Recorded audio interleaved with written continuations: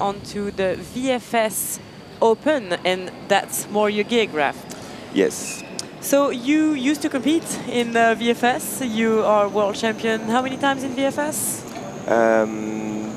Three time in VFS in the sky, one time in the tunnel. One time in the tunnel. Yeah. That was what year in the tunnel? Where? That was the last time in yeah, in the last Montreal. time was in Montreal, yeah, like 2 years ago. So I'm still a world champion till end of the morning. Till the end of the morning. How does that feel? Strange? Not really, because yeah, it was time for us to quit.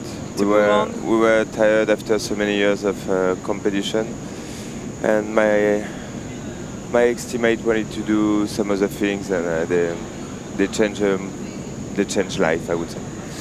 All right, so in the air now, team 905 representing Finland, currently in the bottom of the chart with a total of 115. Quite an assured bottom of the chart. I believe they're not going to make up for that. No. Can you run us through the draw, please? Yes. So this round we have... Round 9. Yeah, round 9. We have O20A17, which is a round with two blocks and 2 randoms. These blocks are with some transition of 2 flyers each time, side by side, head up. So a lot of transition on this draw. So does that make for quite hard to do a jumps? really fast one. I guess that makes sense. Does all the team members have to transition on this one? Yeah, basically you have almost all the time 2 head-up flyers side by side. As you can see, a lot of transition. Like right now we have the 17. They made the choice to do it a different way than the other teams. So there's several ways of engineering this. I guess it's the same. We just saw that in the 4-way FS because it is the same draw. Or at least the same numbers. The engineering is a little bit tactical sometimes, and you do your engineering with the quality of your team. So that was Belgium training in flying, a very similar wind tunnel than Weembi, just a couple hours away in same Liège. size. Huh? And we are now welcoming into the air Team Great Britain, currently in 5th position with a total of 176, with most of the competitors flying as well in dynamic 4-way. Ah, yes? Okay. Yeah, except for one. They're also in the dynamic 4-way team. Yeah, so they fly quite well as well in VFS. Huh? Yeah, they're strong vertical flyers. Yeah, but you can see there's a little bit of level during the transition. They go up, down, but they do the work, they do the job. Yeah, good job. And we can see that on that one, they do the block 17 side by side to avoid too many transitions. Some of the team we saw so far were doing the 17 with the 2 head-up flyers in facing, which is a bit longer but easier. Okay, so I guess it is... Sorry if you don't understand. No, I kind of do actually, and that's great. That's what we're trying to bring to people who don't necessarily know the disciplines. Now it's getting serious. It's the Polish team. Yes, they're currently in 4th place with a total of 194. Okay. There were actually Italy and them were neck to neck, I believe, after round 4. Yeah. But since round 5, Italy has been pushing forward with, especially on round 7 and round 8, took quite some points from the Polish team. So they're now 8 points ahead. Yeah. So Italy securing their bronze medal there. Yeah, exactly. That's the problem with this new dive pool. There's some draw really fast, really fast, like we had in Canada as well. So you miss a really fast round, you can be out of your ranking. Completely out. Like you have 10 points in your face. When was the new dive pool introduced? They did a really nice round. It was really technical.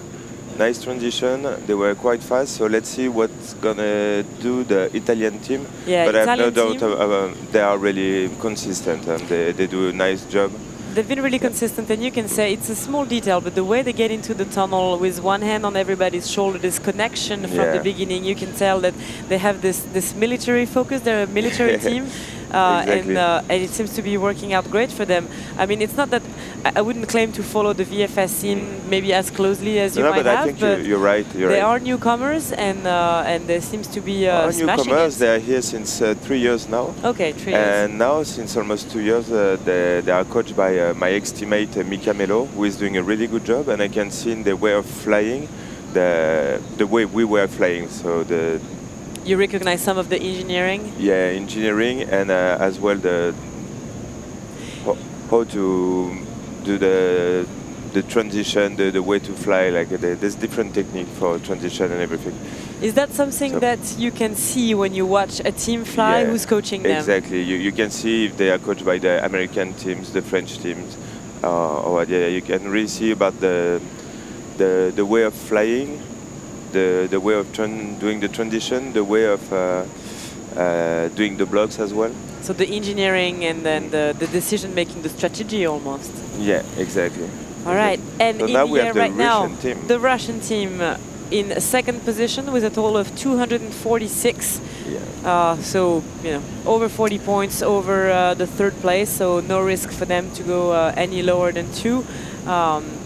But also more than 20 points over behind, or 30 points behind the American.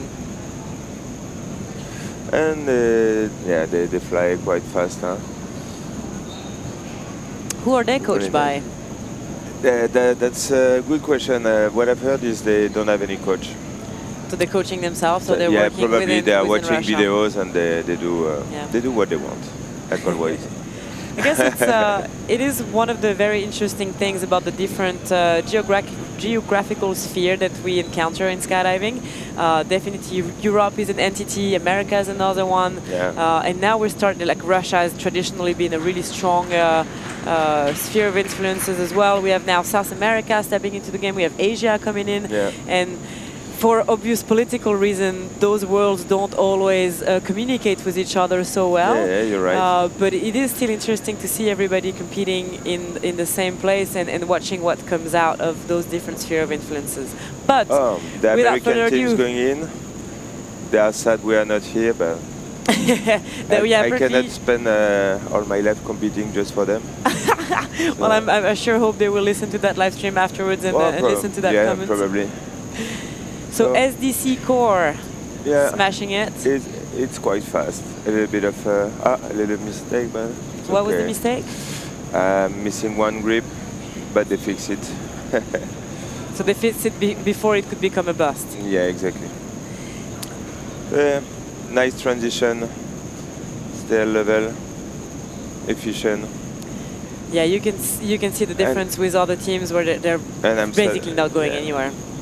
And they're having fun. They don't have a lot of stress during this competition. But no, I heard, I was telling Randy earlier, they are so bored that they are actually competing with Hayabusa on who's going to have the biggest average. It is what it is. All right, well, thank you very much, You're welcome. Raph, see you later. for coming so early. And yes, I will see you in about another hour now for the finals of the VFS. I will drink one more coffee and I come back later. Cool, thank you very much. We'll go to a short break and then to an interview.